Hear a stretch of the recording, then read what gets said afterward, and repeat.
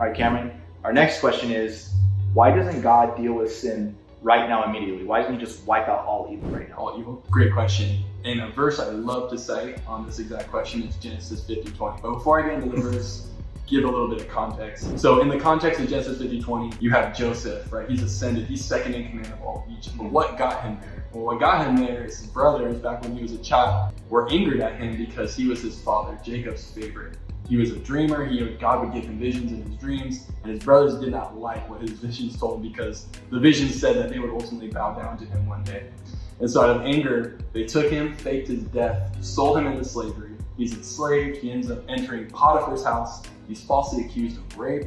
He then gets thrown into jail. He then is asked by Pharaoh ultimately to interpret his dream, which ultimately led to his interpretation helping Egypt survive a terrible famine of multiple years. So again, you have this story of rags to riches. He starts out as a slave, he's rejected by his brothers, and he ultimately ascends to second command because of what God had done in his life through the interpretation of dreams.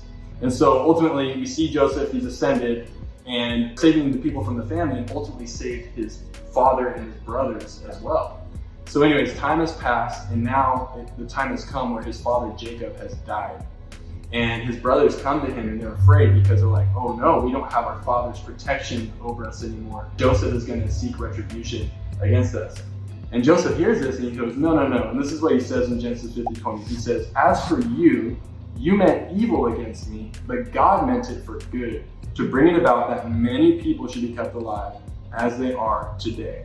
So what do we learn from this verse? We learn that God, being sovereign, is able to use the wicked intentions of man to ultimately bring about his purposes and bring about the ultimate good of his people. And another point I like to drive home here is to ask a couple of questions. So let's play this game here. Okay. So Cody, what is the worst act that has ever been perpetrated by man against another man? The murder of Jesus. The murder of Jesus Christ. Now let me ask you a second question.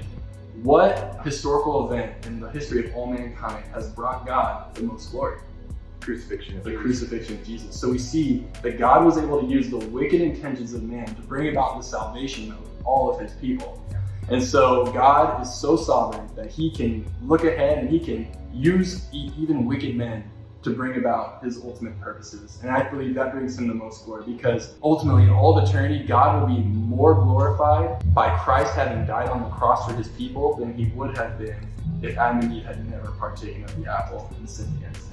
So again, that's why I believe God allows evil into the world. And I think that's how the Bible supports it as well. All right, well, great answer. And do you think it'd be fair to ask the person who's asking this question, if it's more of a hostile witnessing encounter, perhaps maybe put it back to them and say, well, wouldn't that mean you'd have to be wiped out too? Absolutely. Because we could walk them through the law of God, show them that they've lied, they've stolen, they've committed adultery, all these different things. Absolutely. You go through the Ray Comfort approach. You go take them to, are you a liar? Have you ever lied even about the slightest thing? Have you ever stolen even the littlest thing? And you prove them out that you are, in fact, evil. Yeah. And if God was going to have that standard wipe out all evil, like you said, it would include you as well. Yeah. Well, praise God he does it. Exactly.